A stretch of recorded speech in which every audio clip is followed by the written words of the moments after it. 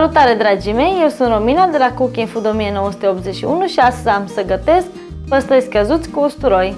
Pentru această rețetă avem nevoie de următoarele ingrediente: păstăi aproximativ 500 de grame, o ceapă, o roșie, 2 morcovi mai micuți, puteți să puneți și un morcov mai mare, dar eu am pus morcov din grădină, 7-8 căței de usturoi, o jumătate de ardei, o legătură de pătrunjel, 5 linguri de ulei, sare și piper după gust.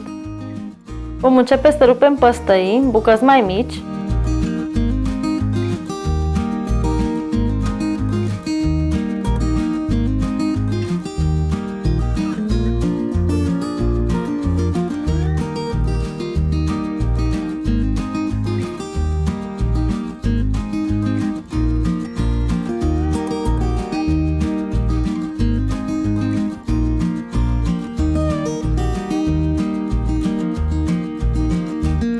Vom toca legumele. Începem cu morcovul.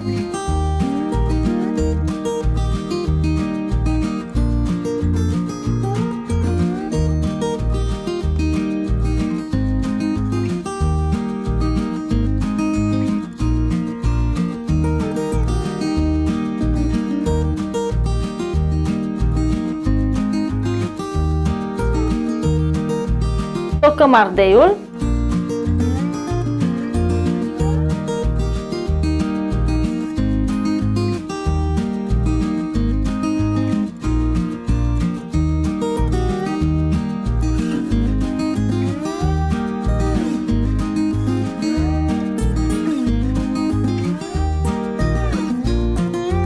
Tocăm roșia.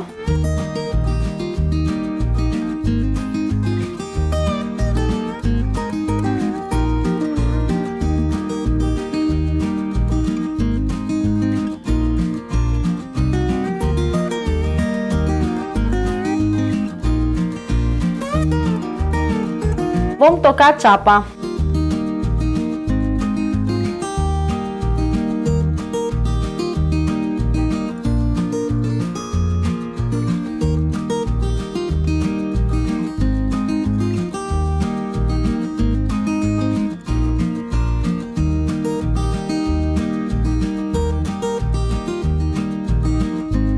Tocăm usturoiul.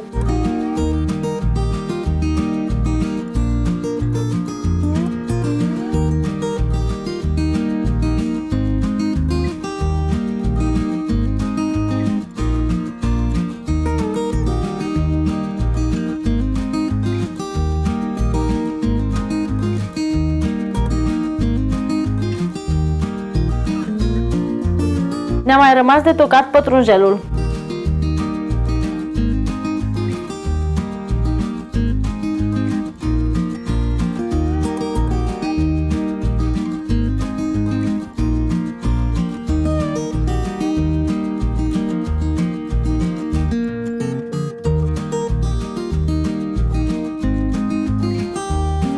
Am pus oala pe foc, am lăsat-o să se încălzească puțin. Punem uleiul. Pun ceapa la călit.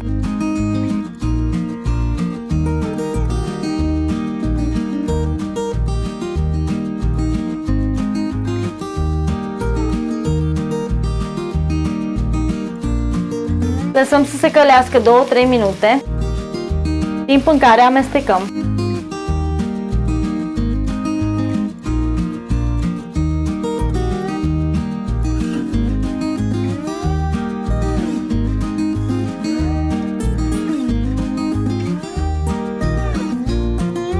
Punem usturoiul la călit.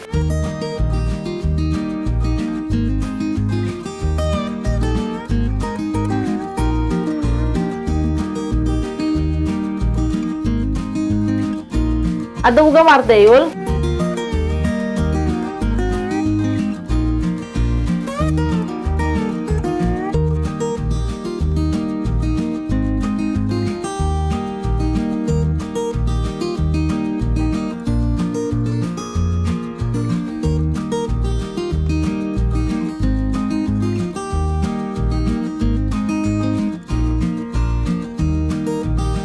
Adăugăm morcovul, amestecăm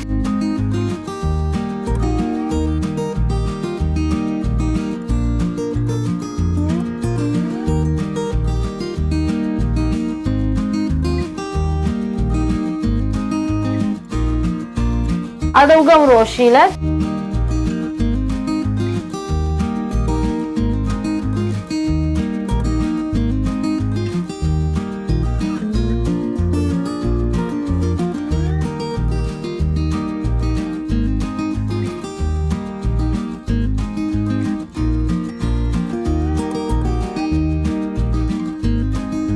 S-au călit toate legumele, adăugăm și păstăii.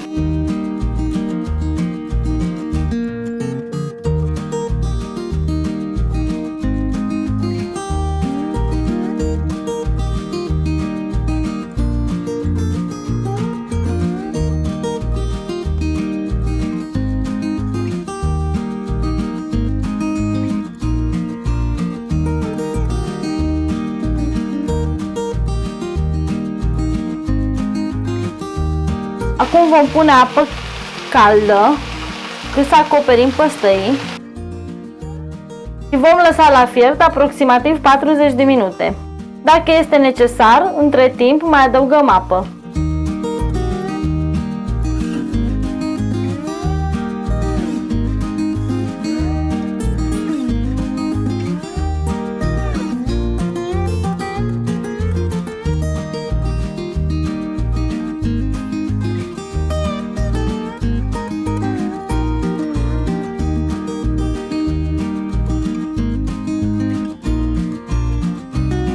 A fiert toată compoziția aproximativ 40 de minute.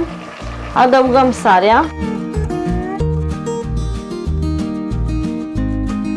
piperul, amestec,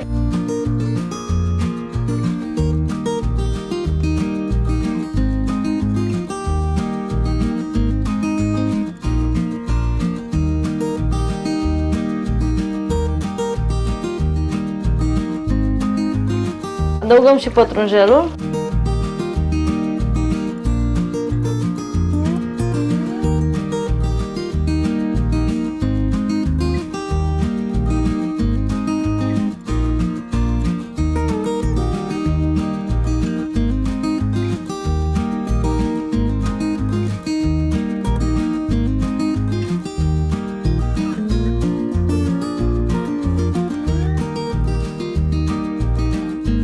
Aceasta a fost rețeta mea. Este o rețetă foarte simplă, gustoasă și ușor de pregătit. Dacă v-a plăcut această rețetă, vă rog să dați like și subscribe la Cooking Food 1981. Vă mulțumesc!